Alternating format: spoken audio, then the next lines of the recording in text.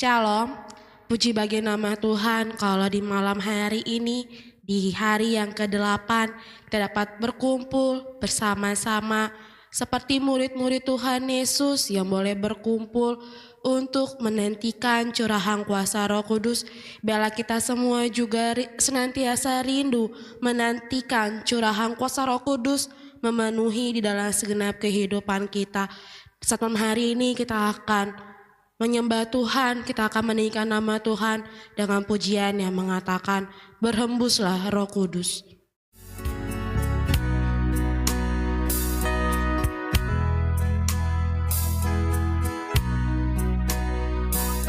Berhembuslah Roh Kudus di tempat ini.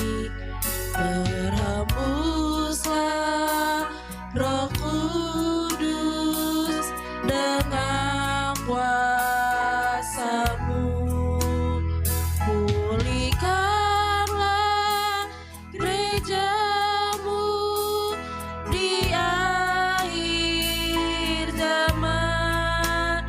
Berhembuslah, berhembuslah sekarang, berhembuslah Roh Kudus. Berhembuslah Roh Kudus di tempat ini. Berhembuslah Roh Kudus dengan kuasa-Mu, pulihkanlah gereja-Mu di akhir zaman. Berhembuslah, berhembuslah sekarang, urapi kami Tuhan. Urapilah kami dengan minyak baru, penuhilah kami dengan hadirat-Mu.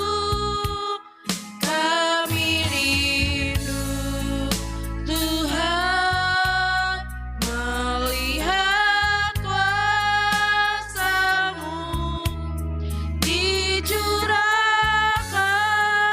di tempat ini. Berhembuslah, berhembuslah Roh Kudus di tempat ini. Berhembuslah Roh Kudus dengan kuasa-Mu, pulihkanlah gereja-Mu di akhir zaman. Berhembuslah, berhembuslah sekarang.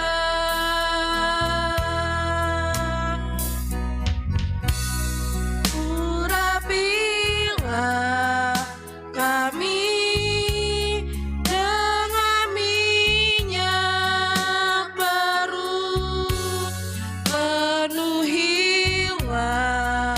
kami dengan hadirat-Mu. Kami rindu Tuhan melihat kuasa-Mu dicurahkan di tempat ini. Urapi kami Tuhan.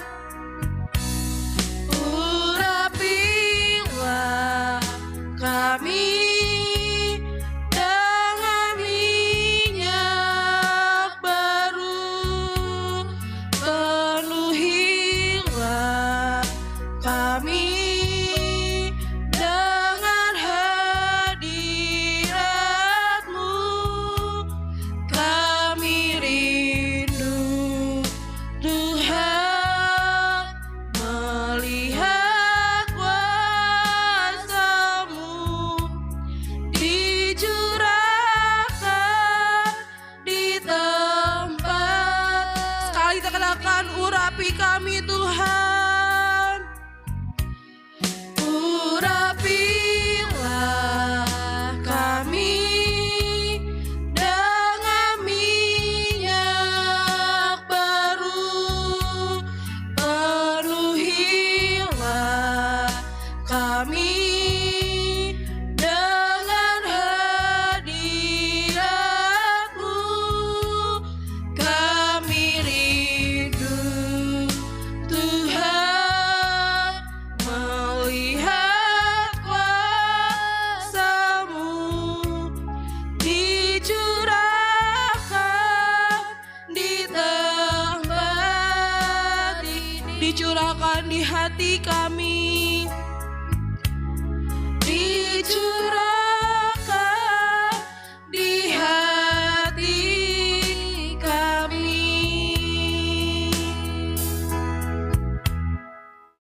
Bapa kami yang bertata di dalam kerajaan surga, Bapa yang kami sembah, Bapa yang kami puja, hanya di dalam nama Tuhan Yesus Kristus. Di malam hari ini ya Tuhan, kami rindu, kami bersepakat untuk datang menghampiri tahta-Mu yang kudus, menantikan curahan Roh Kudus-Mu memenuhi dan hinggap di dalam kehidupan kami. Bapa di dalam surga, sucikan dan kuduskan kami, agar ya Tuhan, kami berkenan, agar kami Tuhan menerima curahan kuasa yang daripada-Mu. Saat malam hari ini ya Bapa, kami rindu memuji nama-Mu, kami rindu mengagungkan nama-Mu. Kiranya ya Tuhan, setiap pujian, penyembahan kami dapat menyukakan hati Tuhan Yesus. Hamba-hamba-Mu yang terlibat di dalam ibadah penantian doa puasa kami selama 10 hari ini, sucikanlah dan kuduskanlah, sehingga setiap pelayanan yang kami lakukan berkenan di hadapan-Mu. Yang mulai dalam pujian, Tuhan urapi dengan roh yang daripada Engkau. Yang mulai dalam musik, Tuhan juga perlengkapi dengan kuasa yang daripada-Mu. Terlebih lagi Tuhan, hamba-Mu yang akan melayani di dalam pemberitaan firman di malam hari ini. Biarlah ya Tuhan, firman yang akan kami terima dapat kami simpan, dapat kami hidupi, dan dapat kami lakukan dimanapun kami boleh berada. Kami siap untuk membuka ibadah kami. Kami akan memulai hanya dalam nama Tuhan Yesus kami berdoa. Haleluya. Amin. Jika tadi kita mengatakan bahwa kita rindu dipenuhi oleh Roh Kudus, biarlah kita senantiasa mau rindu meminta agar Roh Kudus itu berkenan turun di dalam segenap kehidupan kita, karena Dialah Allah yang layak untuk kita sembah. Kita angkat lagu penyertaan yang mengatakan, Yesus dalam nama-Mu ku bertelut.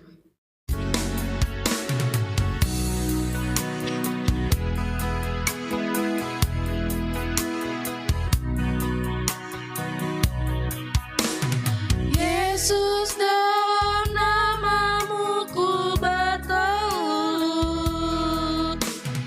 Yesus dalam nama-Mu ku bertelut. Yesus dalam nama-Mu ku bertelut. Dan mengaku Kaulah Tuhan. Yesus dalam nama-Mu.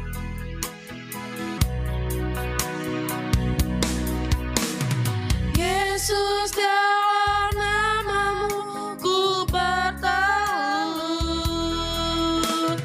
Yesus dalam nama-Mu ku bertelut. Yesus dalam nama-Mu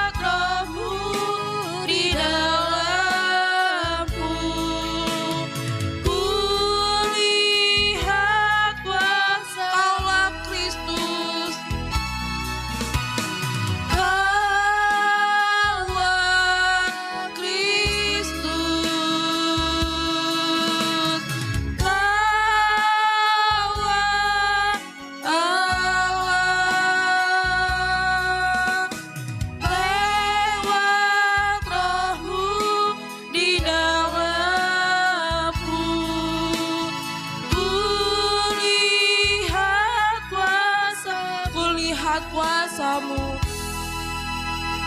Kulihat kuasa-Mu. Jika kita merindukan setiap pertolongan Tuhan, datanglah kepadanya, karena hanya Dia yang sanggup untuk menolong segenap kehidupan kita. Tiada Allah yang seperti Allah kita, Allah yang sangat mengasihi kita, bahkan Dia rela memberikan nyawanya untuk menebus setiap dosa pelanggaran kita. Kita angkat lagu pujian yang mengatakan, Aku percaya.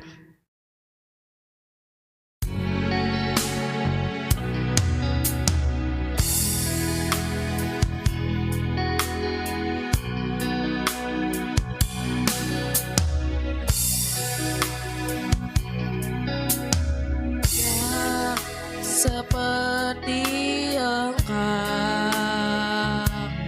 begitu mengasihiku, Kau Tuhan sanggup menjawab semua seru doaku. Tiada yang seperti Engkau begitu mengasihiku, Kau Tuhan sanggup melawat seluruh kehidupanku. Aku percaya Tuhanku ajaib, Kau turun tangan memulihkanku.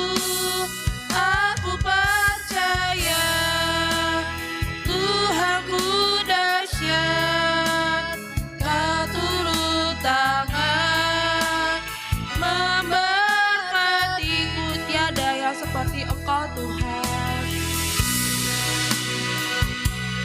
tiada yang seperti Engkau. Begitu mengasihi kami Bapa, mengasihimu, Kau Tuhan sanggup menjawab semua seru doaku. Tiada yang seperti Engkau, tiada yang seperti Engkau. Begitu mengasihiku, Kau Tuhan sanggup melawat seluruh kehidupanku.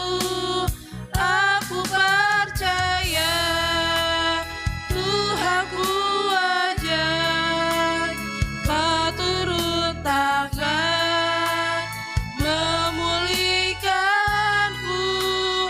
Aku percaya Tuhanku dahsyat, Kau turun tangan kami percaya Tuhan. Aku percaya Tuhanku ajaib, Kau turun tangan memulihkanku. Aku percaya Tuhanku dahsyat, Kau turun tangan Kau turun tangan, Kau turun tangan Kau turun tangan, Kau turun tangan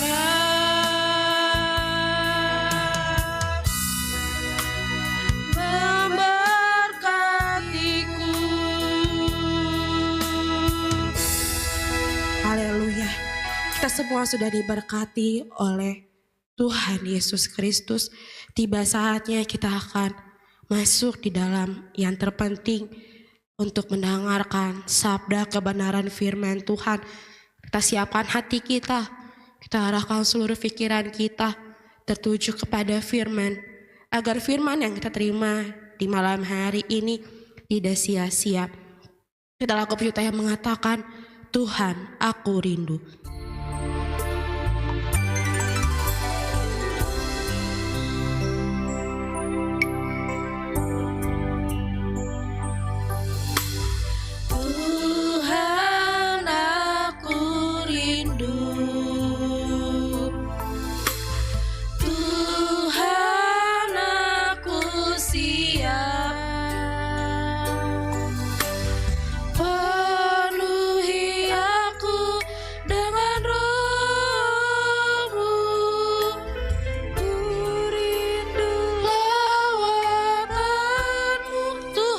Aku rindu, Tuhan aku rindu, Tuhan kami siap, Tuhan aku siap,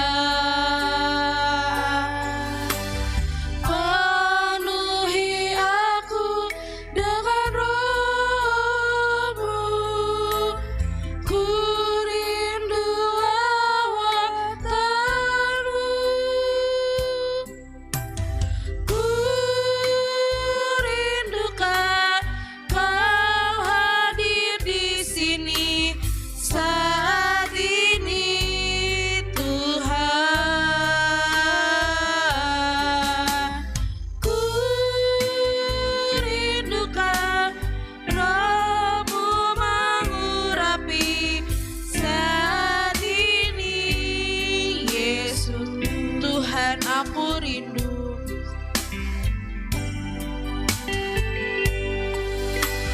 Tuhan aku rindu, Tuhan aku siap, penuhi aku dengan roh-Mu, ku rindu lawatan-Mu, ku rindukan, ku rindukan Kau hadir di sini saat ini, Tuhan. Ku rindukan Roh-Mu mengurapi saat ini, Yesus. Ku rindukan, ku rindukan Kau hadir di sini saat ini, Tuhan. Ku rindukan Roh-Mu mengurapi saat ini, Yesus.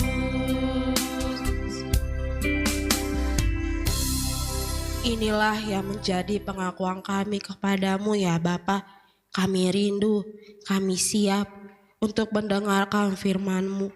Kami haus, kami lapar akan kebenaran firman-Mu.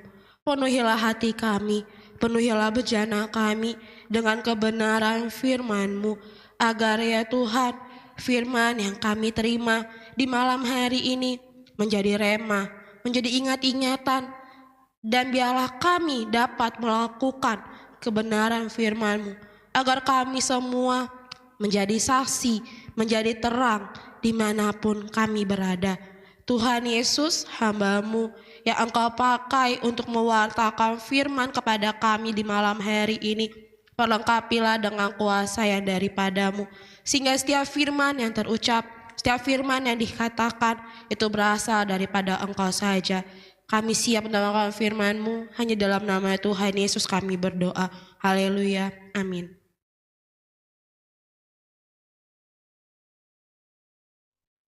Shalom. Saudara yang dikasihi oleh Tuhan, kita akan masuk dalam pemberitaan firman Tuhan saya tetap beri judul Tuhan Yesus pasti datang kembali bagian yang ketiga. Hari ini firman Tuhan akan merenungkan lebih dalam seluruh Wahyu 14. Dan mari kita membaca bersama Wahyu 14. Dan aku melihat sesungguhnya anak domba berdiri di bukit Sion dan bersama-sama dengan dia 144.000 orang, dan di dahi mereka tertulis namanya dan nama Bapanya. Dan aku mendengar suatu suara dari langit bagaikan desau air bah dan bagaikan deru guru yang dahsyat. Dan suara yang kedengar itu seperti bunyi pemain-pemain kecapi yang memetik kecapinya. Mereka menyanyikan suatu nyanyian baru di hadapan tahta dan di depan keempat makhluk dan tua-tua itu. Dan tidak seorang pun yang dapat mempelajari nyanyian itu selain daripada 144.000 orang yang telah ditebus dari bumi itu. Mereka adalah orang-orang yang tidak mencemarkan dirinya dengan perempuan-perempuan, karena mereka murni sama seperti perawan. Mereka adalah orang-orang yang mengikuti anak domba itu kemana saja ia pergi. Mereka ditebus dari antara manusia sebagai korban-korban sulung bagi Allah dan bagi anak domba itu. Dan di dalam mulut mereka tidak terdapat dusta. Mereka tidak bercela.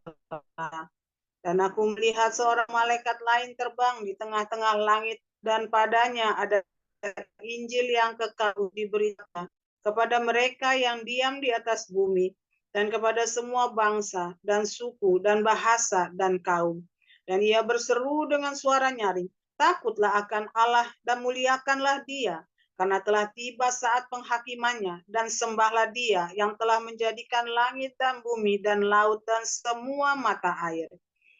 Dan seorang malaikat lain, malaikat kedua, menyusul dia dan berkata, sudah rubuh Babel, kota besar itu, yang telah memabukkan segala bangsa dengan anggur hawa nafsu cabulnya.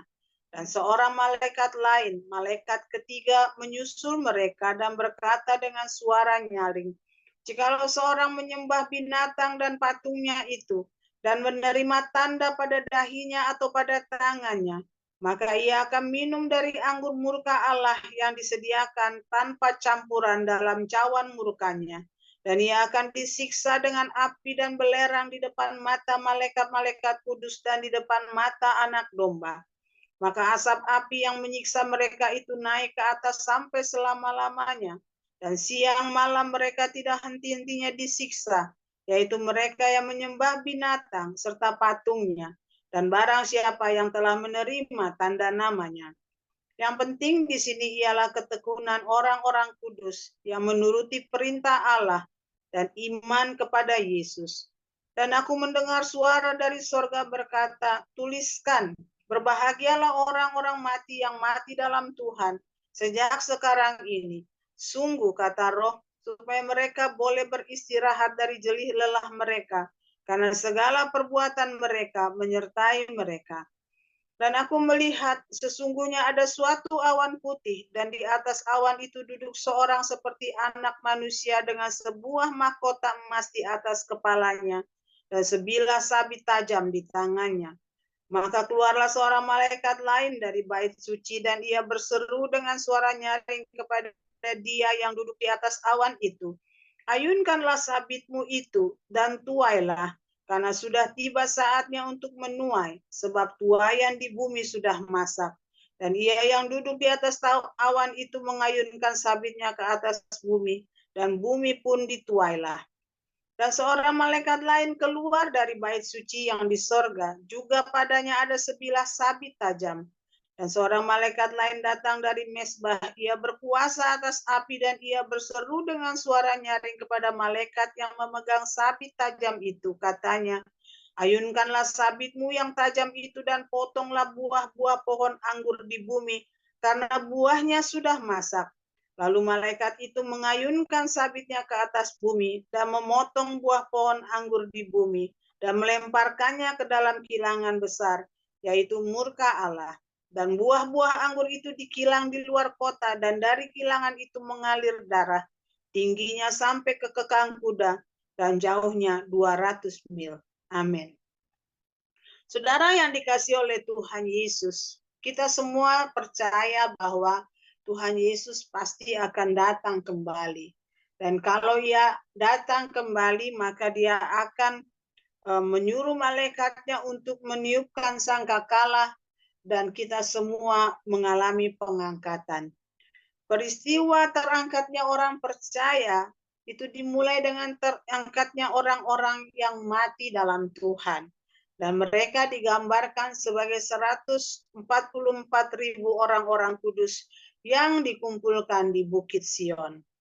Mereka akan mendengar pujian baru dari sorga yang hanya mereka bisa mengertinya. Mereka akan senantiasa berada dekat Tuhan Yesus dan memuji dan memuliakan namanya.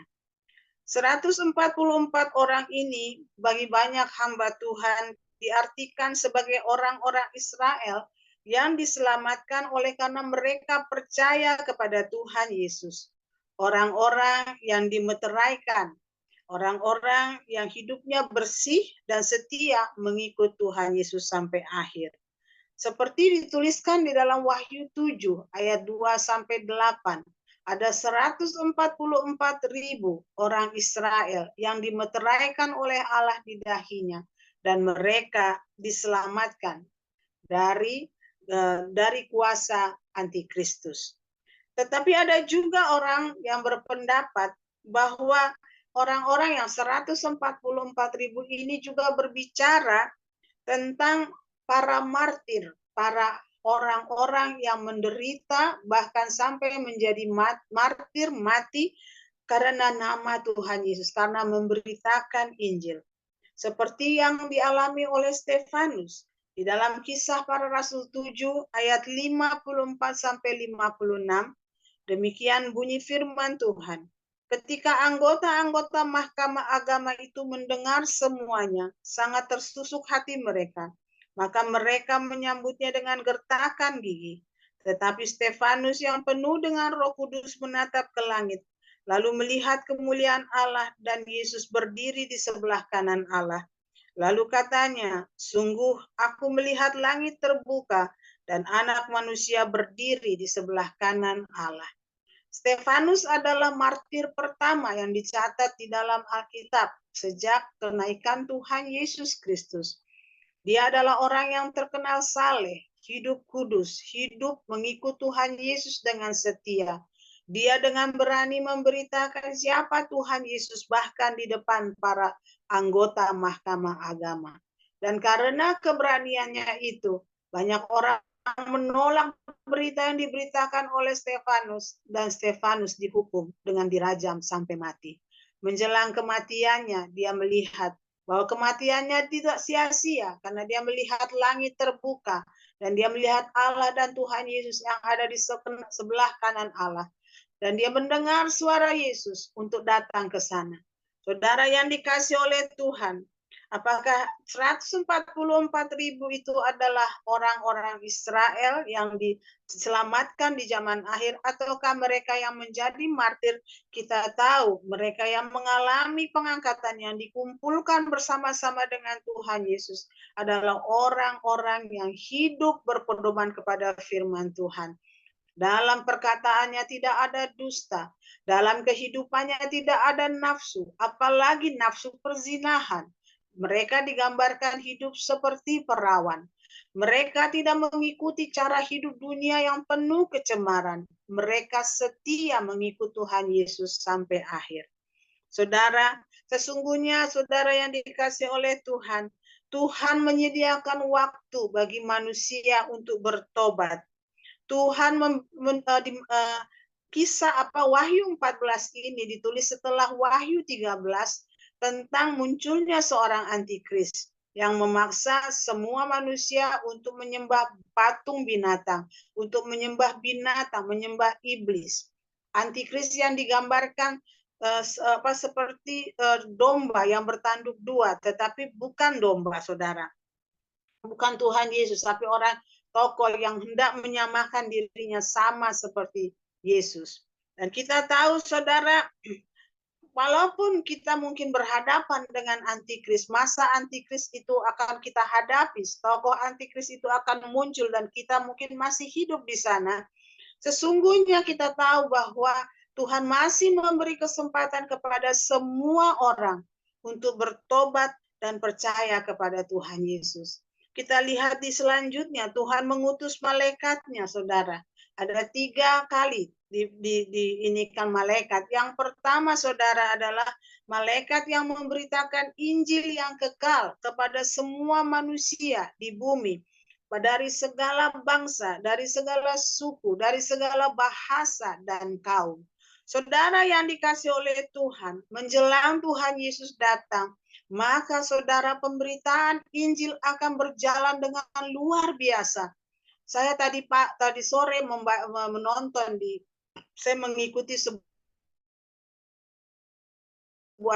channel Kristen di Instagram dan sangat terharu sekali. Karena saya tahu di Amerika itu bagaimana perlakuan terhadap orang Kristen itu sangat-sangat menyakiti banyak hati orang Kristen. Terlebih dengan keputusan pemerintah untuk mendukung transgender, sehingga anak-anak kecil pun sudah dipaparkan tentang ajaran transgender. Gereja-gereja seperti mendapat halangan, akan dihukum jika mereka mengajarkan bahwa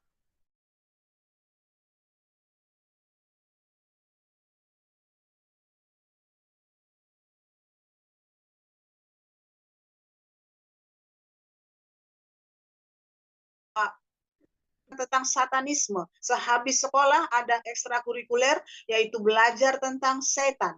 Saudara yang dikasih oleh Tuhan, sungguh kalau kita melihat itu, saya merasa secara rohani, siksaan bagi orang-orang Kristen di Amerika itu luar biasa besarnya. Tetapi tadi saya menonton di Instagram channel Kristen, saya menjadi terharu karena banyak sekali orang-orang Kristen yang tetap memberitakan Injil. Ada orang-orang sekelompok orang-orang yang membuat karton dengan dituliskan, saya siap berdoa untukmu. Jika engkau mau berhenti sebentar, saya akan mendoakan kamu. Dan saya melihat banyak orang yang berhenti dan mereka berdoa. Ada orang yang menangis dan memohon ampun kepada Tuhan Yesus. Banyak sekali saya melihat orang-orang yang bersedia menepi dan minta didoakan. Saya percaya walaupun tekanan terhadap orang-orang Kristen, kekristenan di Amerika itu begitu keras, tapi masih banyak orang-orang Kristen di sana yang terus dan tetap terus untuk berdoa dan memberitakan Injil. Ada orang yang selalu berbicara di tengah-tengah orang banyak tentang Tuhan Yesus. Ada orang yang berbicara dengan menawarkan, bolehkah saya berdoa untukmu? Begitu banyak, setiap hari saya melihat banyak orang Kristen yang akhirnya banyak orang-orang yang akhirnya kembali kepada Kristen, saudara. Jadi berita Injil menjelang Tuhan Yesus datang, ketahuilah ada kuasa yang besar dan teramat sangat besar menyertai anak-anak Tuhan yang bersedia dan mau untuk menjadi utusan Injil yang kekal ini.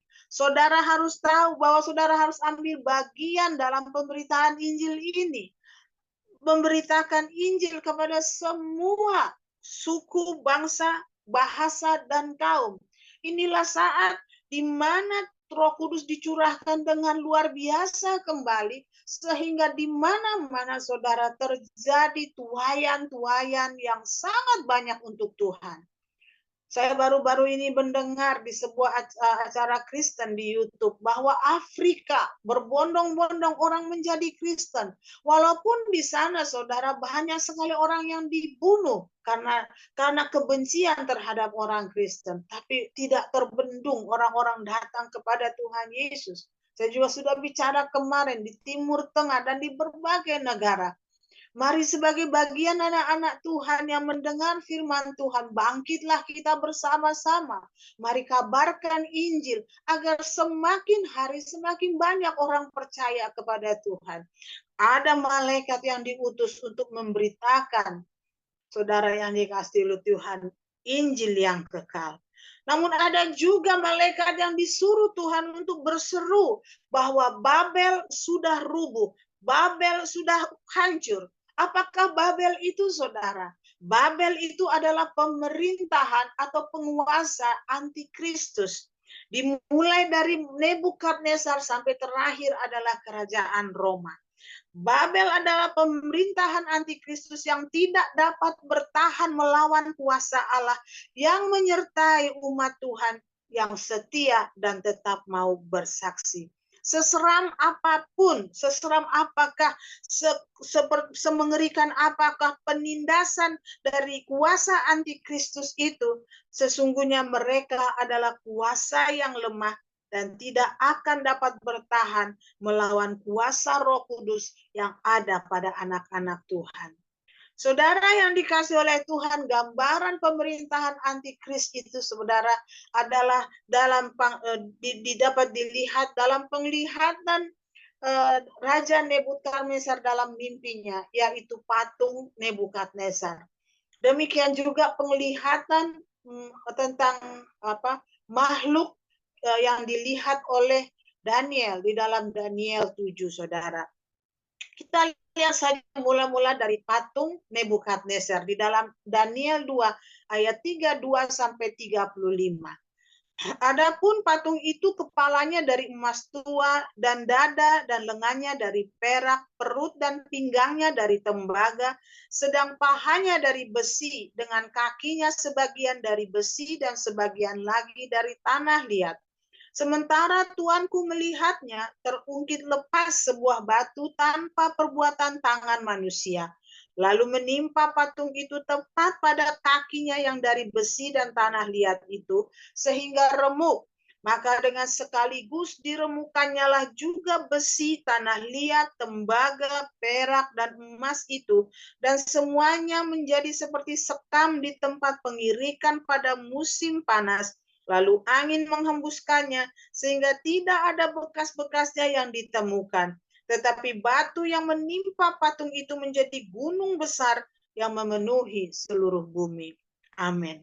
Saudara yang dikasih oleh Tuhan, patung Nebukadnezar itu terdiri dari kerajaan Babel, yaitu kepala yang terbuat dari emas, Nebukadnezar sendiri.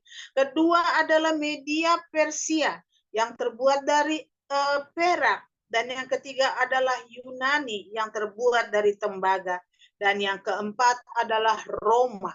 Dimulai dari pahanya terbuat dari besi dan sampai kepada kaki dan ke-10 jarinya terbuat dari besi dan bercampur dengan tanah. Saudara yang dikasih oleh Tuhan, semuanya ini akan hancur tanpa perbuatan manusia. Terungkit sebuah batu dan jatuh tepat di jari kaki patung itu, dan seluruh patung itu ambruk, hancur seperti sekam.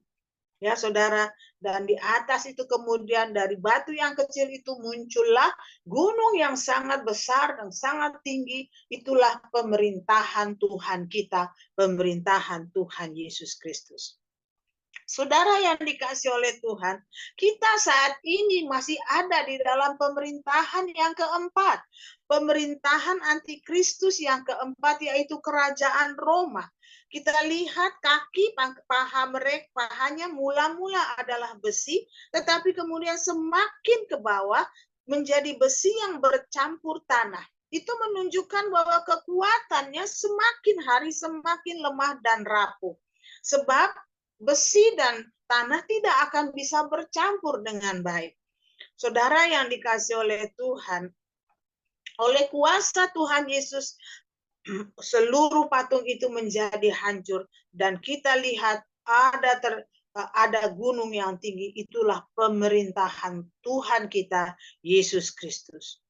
Dua kaki paha itu menggambarkan bahwa pemerintahan antikris akan juga berusaha untuk mengganti Allah yang disembah oleh orang-orang percaya, untuk mengganti kebenaran Injil dan memaksa semua manusia menyembah kepada iblis.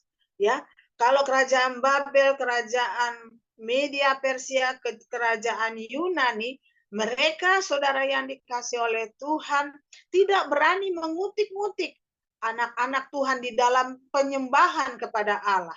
Babel berkata, Raja Babel Nebukadnezar berkata, tidak ada Allah selain Allah yang disembah oleh Daniel, yang disembah oleh Sadra, Mesa, dan Abednego. Demikian juga dengan pengumuman yang diumumkan oleh Darius, oleh Nebukadnezar. Mulai dari saat ini semua orang harus menyembah kepada Allah yang disembah oleh Daniel. Namun dalam kerajaan Roma, saudara yang dikasih oleh Tuhan, disitulah kita melihat penganiayaan demi penganiayaan kepada orang-orang Yahudi.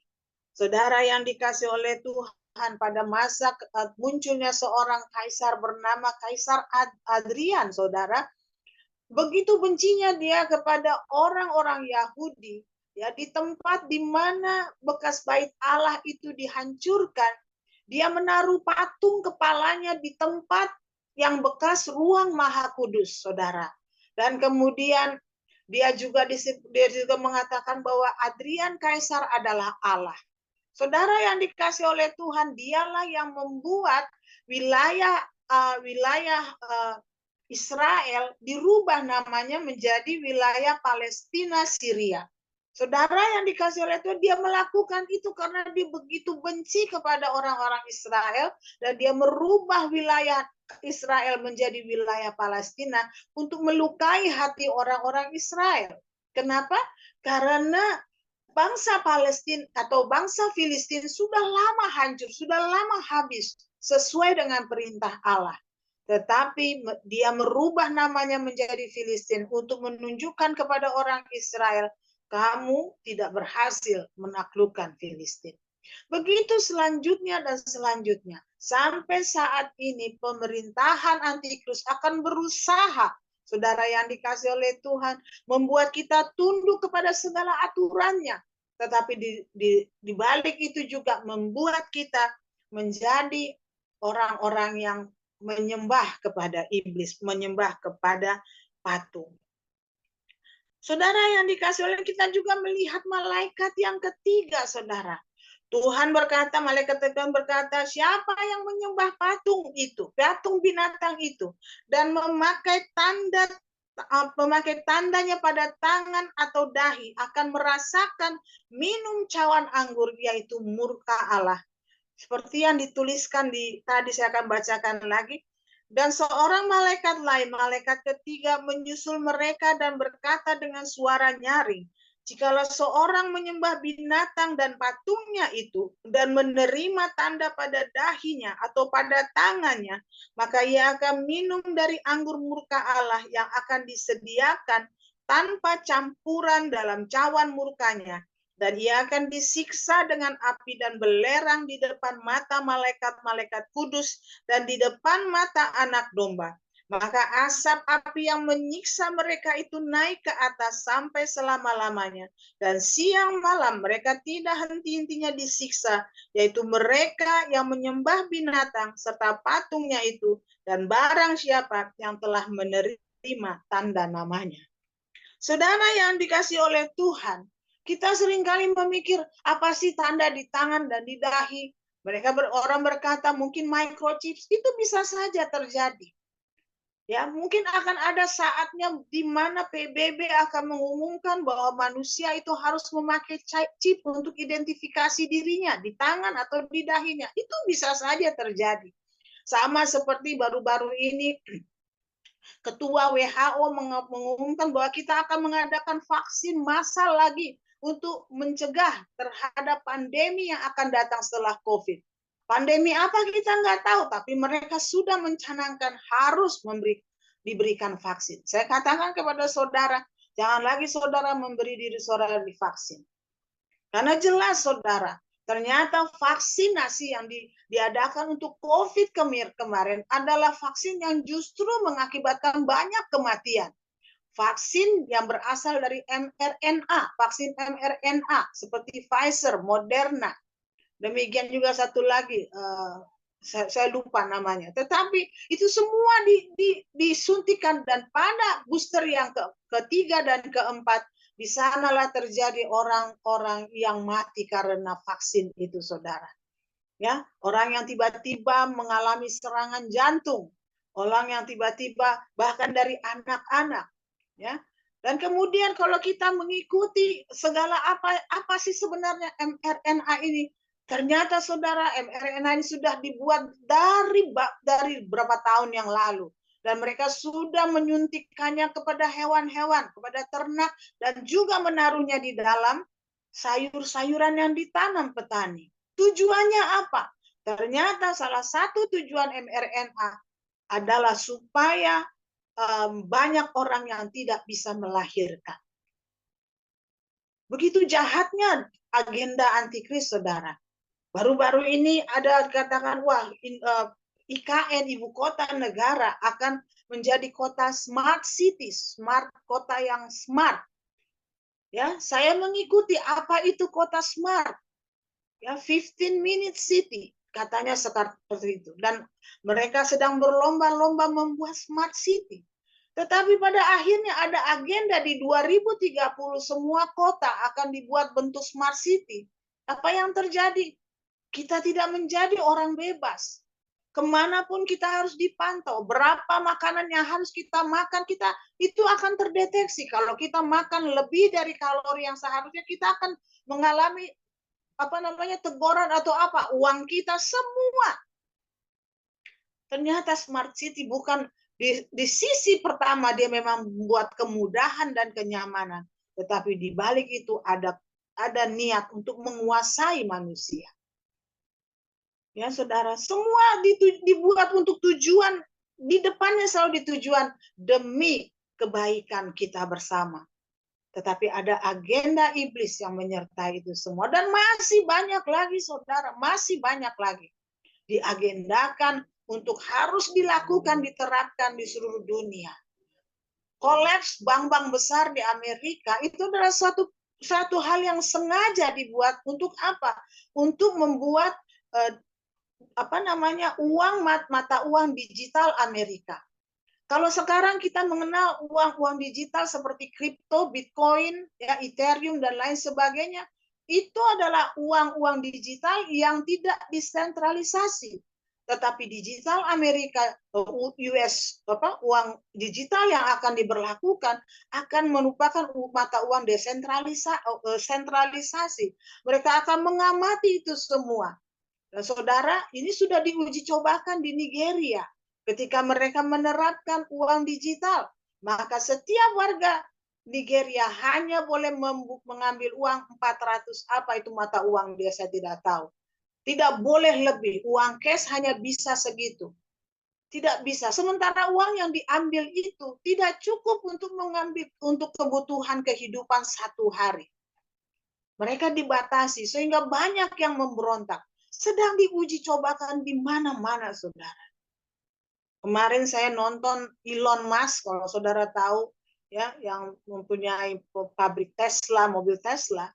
Dia sekarang menjadi orang yang suka nyinyir terhadap orang-orang elit-elit global. Dan salah satu yang dia terangkan adalah, kamu punya handphone Android ataupun Apple, saudara, iOS sistem atau Android sistem, kemanapun kamu pergi, dimanapun itu semua terekam. Dan dia bukakan itu dan dia perlihatkan itu, dan benar saudara, begitu mengerikan. Kita punya handphone saudara, ternyata itu menjadi alat untuk mata-mata penguasa untuk melihat apa yang kita lakukan. Ini belum dibukakan katanya, tetapi saya akan tunjukkan kepadamu.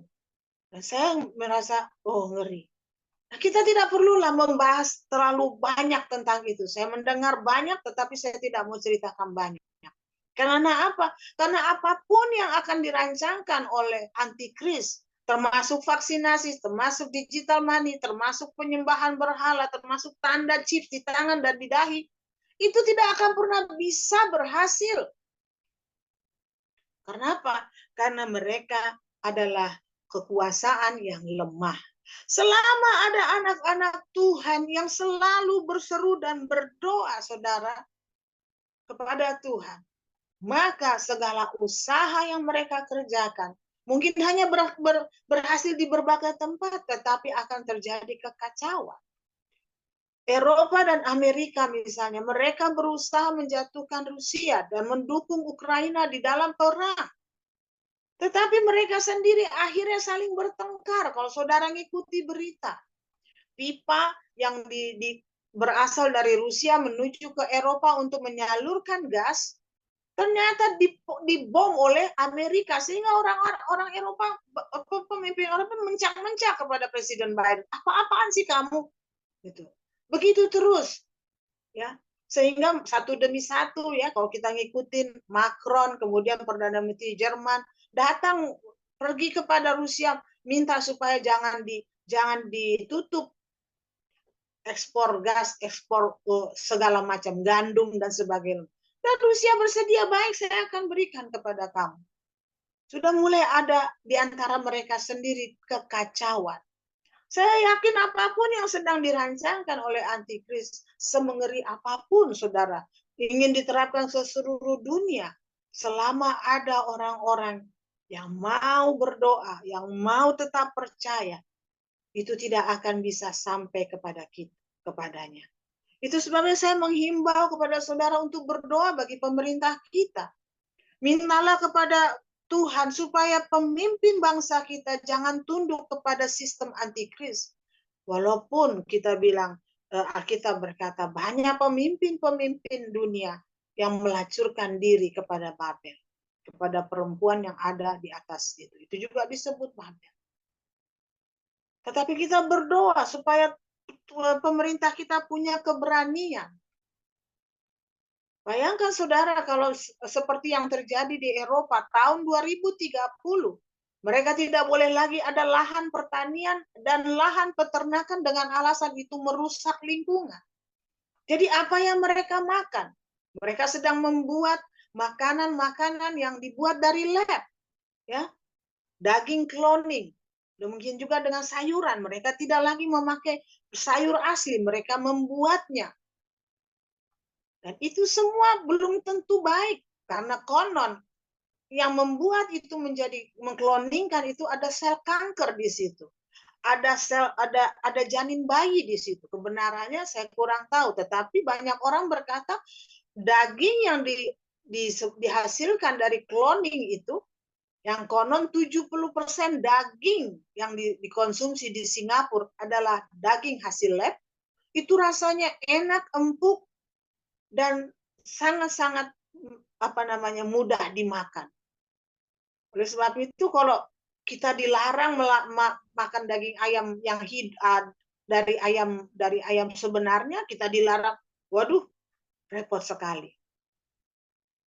Ya, pemerintah kita sudah melihat ke situ, saya rasa, dengan adanya program pangan, ketahanan pangan, ya, namun belum begitu berhasil atau bahkan belum berhasil sampai saat ini. Tapi kita doakan supaya di negeri kita ini kita tidak perlu makan makanan buatan. Ya, saudara, kita tidak perlu menikmati makanan-makanan yang mengandung racun, yang membahayakan tubuh kita.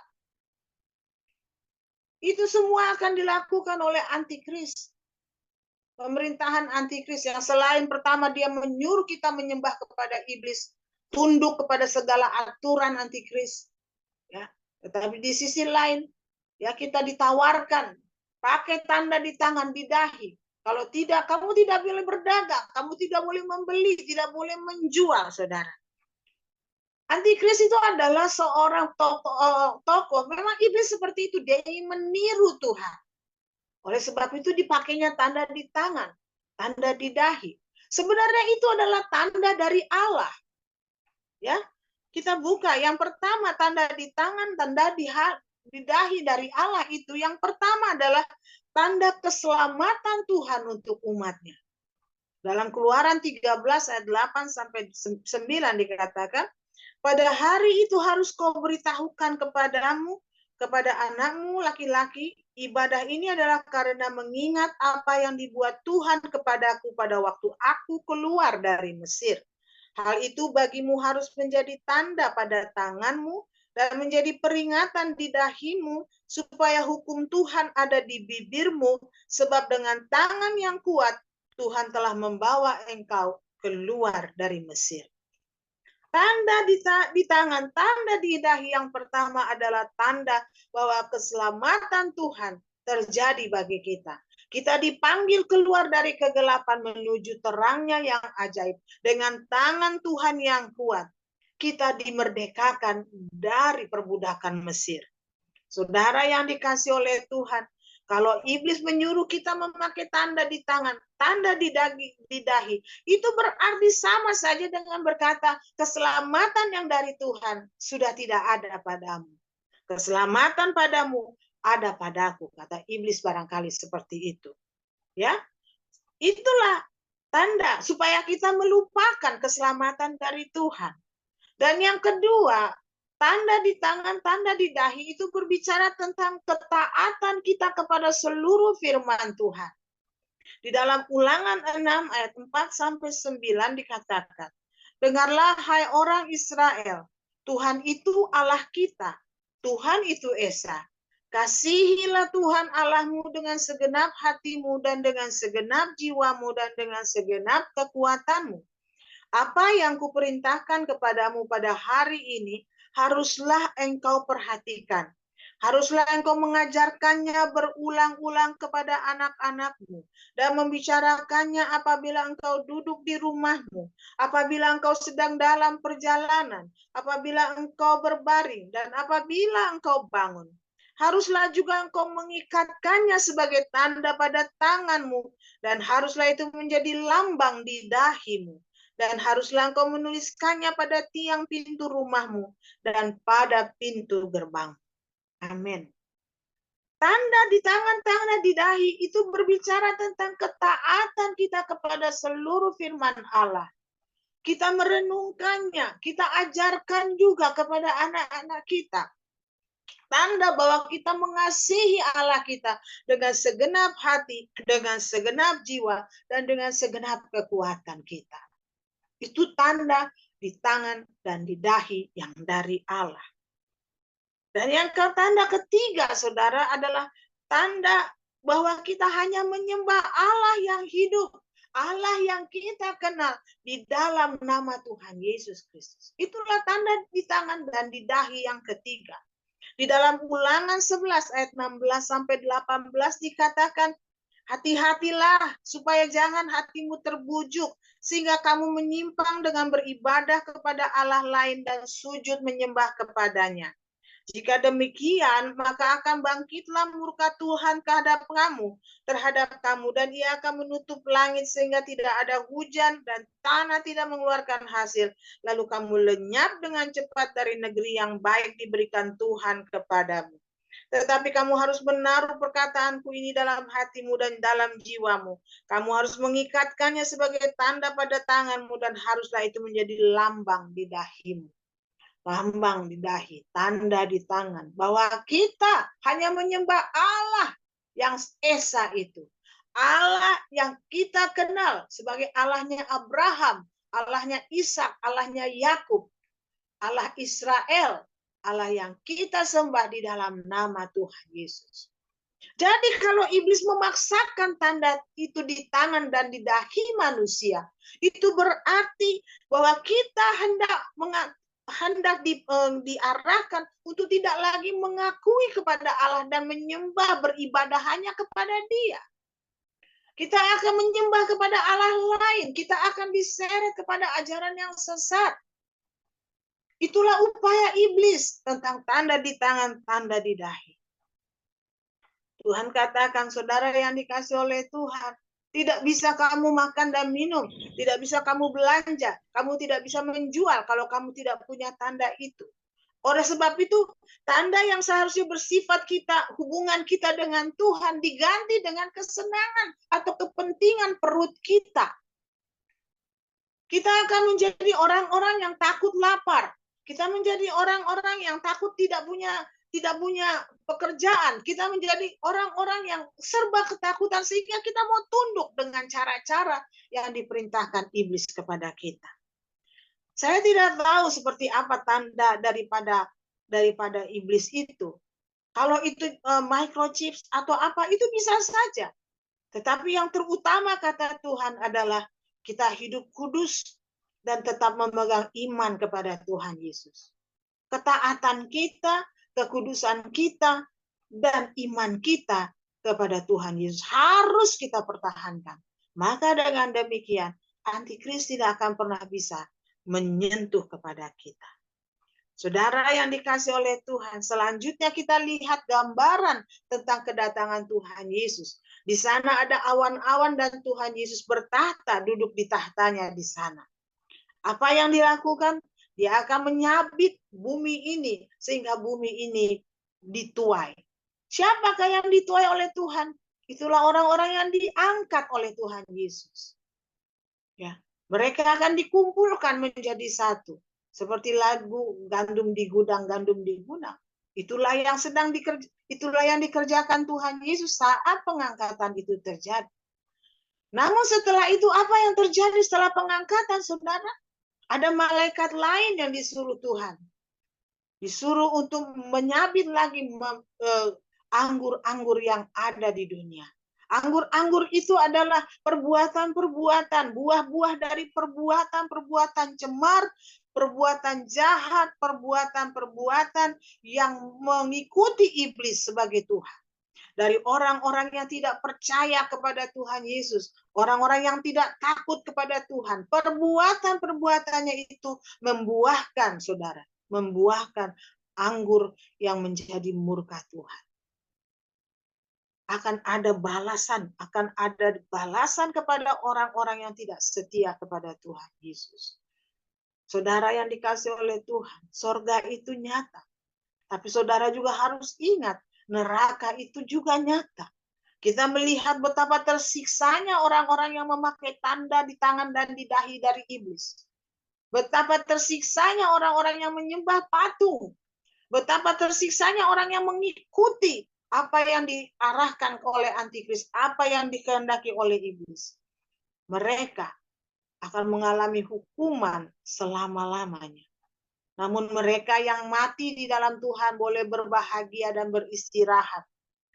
Karena jerih payah mereka, perbuatan mereka akan mengikuti mereka.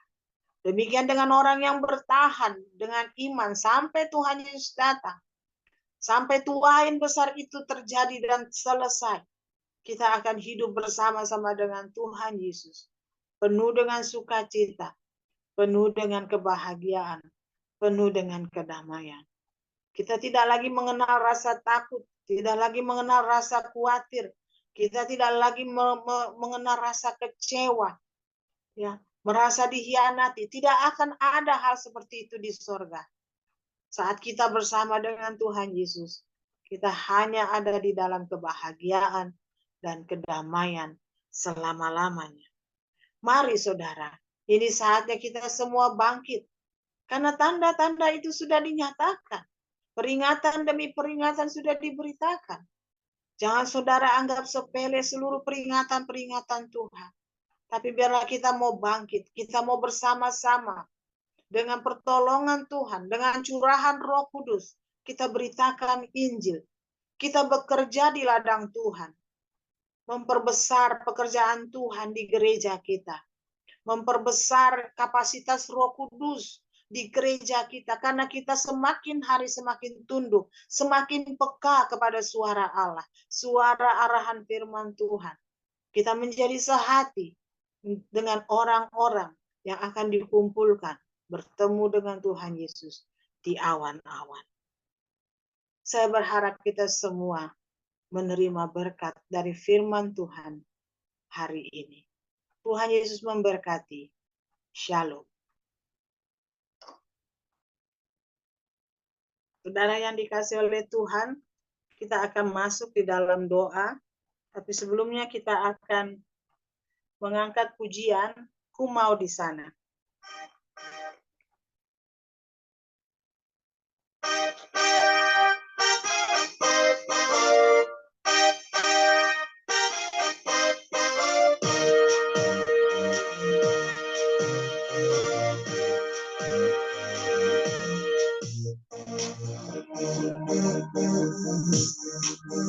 Waktu gereja bangkit di akhir zaman, semua orang kudus penuh kuasanya, Mereka memberitakan firman-Nya, ku mau di sana.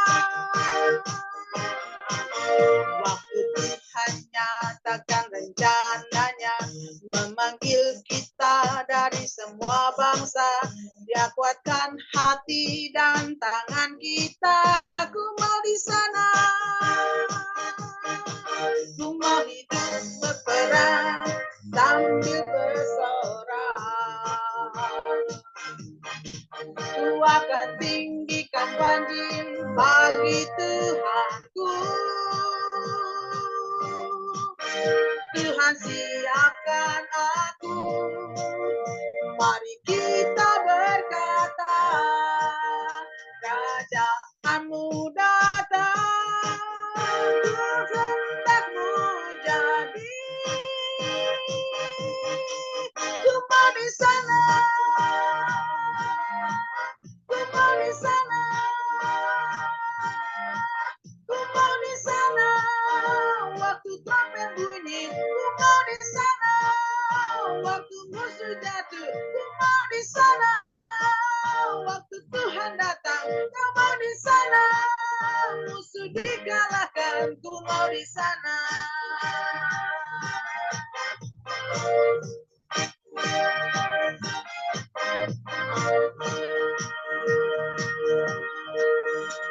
Sejak bangkit di akhir zaman, semua orang kudus penuh kuasanya. Mereka memberitakan firman-Nya, ku mau di sana.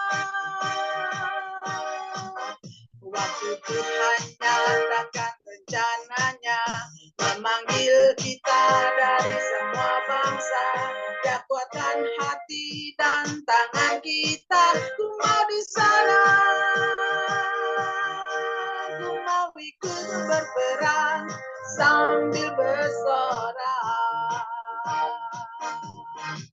Ku akan tinggikan banjir bagi Tuhanku.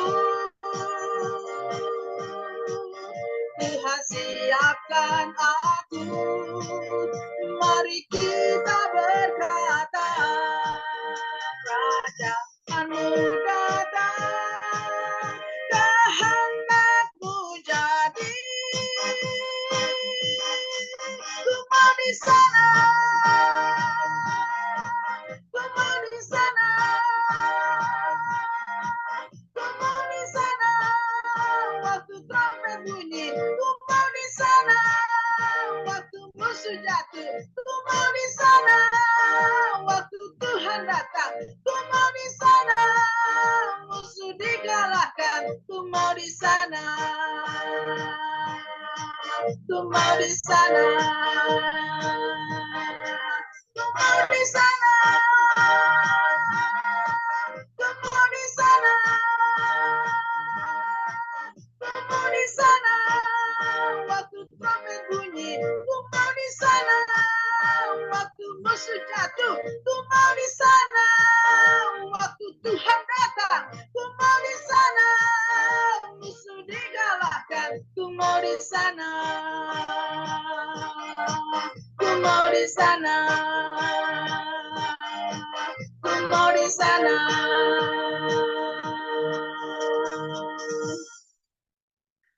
Mari kita bersatu di dalam doa.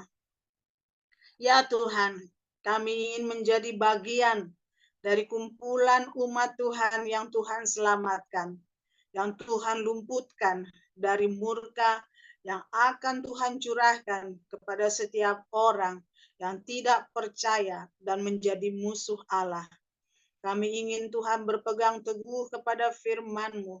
Oleh sebab itu, kuasailah kehidupan kami, tuntun dan bimbinglah kami oleh kebenaran-Mu.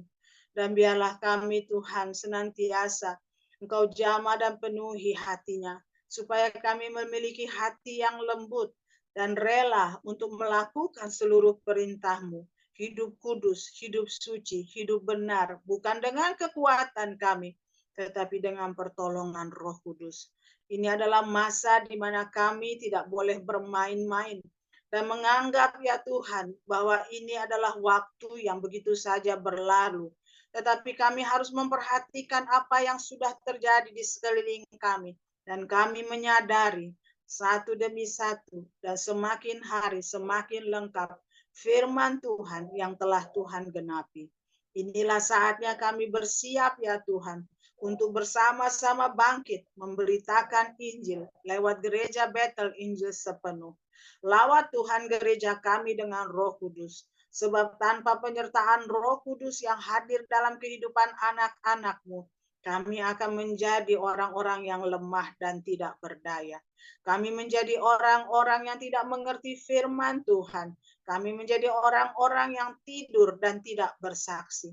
Tapi jika Roh Kudus senantiasa tercurah dalam kehidupan kami umat-Mu, maka kami ya Tuhan akan beroleh kekuatan.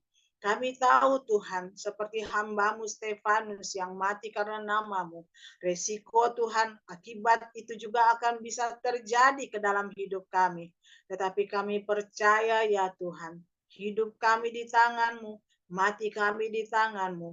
Dan itulah yang akan mendatangkan keselamatan jika hidup kami tetap ada bersama-sama dengan Tuhan. Firman ya Tuhan yang sudah hamba bawakan, kiranya Tuhan berkenan Tuhan materaikan dalam hati setiap anak-anak-Mu yang mendengarnya, baik pada jam saat ini, ataupun mereka yang mengikuti pada jam-jam lainnya.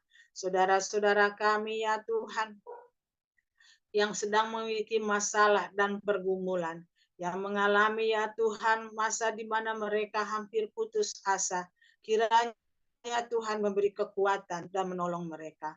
Demikian juga dengan anak-anak-Mu yang sedang bergumul dalam satu persoalan, apapun masalahnya, biarlah kini mereka Tuhan boleh lari kepada Tuhan saja dan beroleh pertolongan. Anak-Mu Tuhan Liora yang saat ini masih berada di Cicu ya Tuhan di Rumah Sakit Cipto Mangunkusumo. Selama 1 bulan anak ini ya Tuhan dirawat dan kemudian dokter menyatakan dia sudah tidak lagi bisa menerima antibiotik. Tapi kami berseru berdoa memohon mujizat-Mu Tuhan. Sembuhkan dan hidupkanlah Liora ya Tuhan. Biarlah kuasa-Mu Engkau nyatakan lewat dokter yang merawat dia. Dan juga ya Tuhan oleh jamahan-Mu terutama kepadanya. Kami mohon Tuhan terang-Mu menerangi hati Mama Liora. Jauhkan dari keputusasaan, tapi biarlah dia Tuhan selalu mengingat kepadamu dan kuasa-Mu. Kami juga berdoa memohon mujizat-Mu ya Tuhan, kesembuhan yang sempurna untuk Bapak Yosua. Bangkitkan dia ya Tuhan, karena di dalam kebangkitan-Mu juga ada kesembuhan yang sempurna. Biarlah Tuhan dia boleh tetap bersabar di dalam masa dia harus beristirahat, agar pemulihan yang sempurna boleh terjadi kepadanya. Kami memohon kekuatan daripada-Mu juga untuk Ibu Mika, untuk Juan, dan juga untuk Lukman. Dalam mereka dalam satu keluarga, di dalam merawat ayah mereka, biarlah Tuhan kekuatan dan kasih Allah saja mengalir melalui mereka. Kami berdoa Tuhan memohon kesembuhan untuk semua Tuhan anak-anak-Mu yang sakit. Ibu si payung, dan juga ya Tuhan siapapun yang sakit, mohon Tuhan jamah dan sembuhkan. Demikian terlebih Ibu Gembala kami mohon Tuhan kekuatan yang daripada-Mu menyertai dia, memberikan kesembuhan oleh bilur darah Tuhan Yesus yang sudah mengalir di dalam tubuhnya. Segala sakit penyakit Ibu Gembala sudah Tuhan Yesus sembuhkan. Terima kasih ya Tuhan. Kami ya Tuhan memohon, berkatilah Tuhan setiap anak-anak-Mu dan setiap keluarga-keluarga yang ada di dalam bagian jemaat GBS Baladewa, agar pemeliharaan Tuhan terjadi, pertolongan Tuhan senantiasa ada bagi mereka semua. Demikian juga dengan saudari kami Lina yang sedang menunggu waktu untuk melahirkan bayinya. Kami mohon ya Tuhan agar kiranya Engkau menjagai dia, Engkau berkenan melindungi bayinya dan menyelamatkan sampai dalam proses kelahirannya.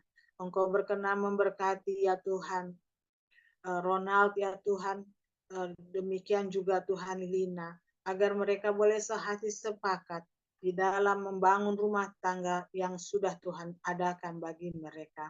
Segala kebutuhan untuk kelahiran bayinya, kami mohon Tuhan berkenan mencukupkan. Kami berdoa juga ya Tuhan untuk opungnya Yosua. Kami mohon Tuhan jamah dan sembuhkan kepadanya. Bangkitkan Tuhan semangatnya untuk sembuh, semangatnya untuk hidup. Sebab Tuhan telah tunjukkan kuasa-Mu terjadi dalam kehidupannya. Biarlah Tuhan, opungnya Yosua, juga boleh berseru berharap kepada Tuhan Yesus dan menjadi selamat. Terima kasih Bapa, terima kasih Tuhan. Kami berdoa untuk ibadah yang akan diselenggarakan esok. Biarlah Tuhan di hari Sabtu Engkau menolong kepada anak-anak-Mu yang mempersiapkan ibadah. Dan terlebih Engkau mengurapi Ibu Gembala kami yang akan menyampaikan sabda firman-Mu.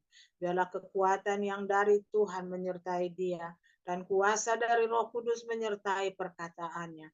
Sehingga apa yang kami kerjakan esok penuh dengan sukacita atas lawatan Roh Kudus bagi kami semua.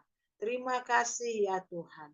Sesungguhnya banyak ya Tuhan yang hendak kami mohon kepadamu. Namun Engkau mengerti segala sesuatu. Engkau tahu apa yang terbaik bagi kami. Sebab Engkau Allah yang sanggup untuk mengadakan jauh lebih banyak, jauh lebih tepat, jauh lebih sempurna daripada apa yang mampu kami mohonkan kepadamu. Oleh sebab itu dengan merendahkan diri kami bermohon ya Tuhan, agar kiranya Engkau berkenan menerima seluruh ibadah kami, menerima doa dan permohonan kami, dan mengabulkannya seturut dengan kehendak-Mu. Kami bermohon curahkanlah berkat-Mu bagi kami ya Tuhan, sebab hanya oleh berkat dari Tuhan kami akan hidup dan berbahagia. Kami yakin, kami percaya, jika Tuhan berkenan memberkati, maka kami akan terberkati untuk selama-lamanya. Di dalam nama Tuhan Yesus, kami alaskan doa permohonan kami dan seluruh ibadah kami. Dan di dalam nama Tuhan Yesus, kami akhiri ibadah kami dengan menyapa-Mu. Bapa kami yang di surga, dikuduskanlah nama-Mu, datanglah kerajaan-Mu, jadilah kehendak-Mu di bumi seperti di surga. Berikanlah kami pada hari ini makanan kami yang secukupnya, dan ampunilah kami akan segala dosa dan kesalahan kami, seperti kami juga mengampuni seluruh kesalahan orang kepada kami. Dan janganlah membawa kami ke dalam pencobaan, tetapi lepaskanlah kami dari yang jahat. Karena Engkaulah yang empunya kerajaan dan kuasa dan kemuliaan sampai selama-lamanya. Haleluya. Amin. Tuhan Yesus memberkati. Shalom. Terima kasih ya Kak atas firman-Nya. Sama-sama, Tuhan berkati. Tuhan berkati ya Kak. Tuhan berkati semuanya. Shalom. Shalom.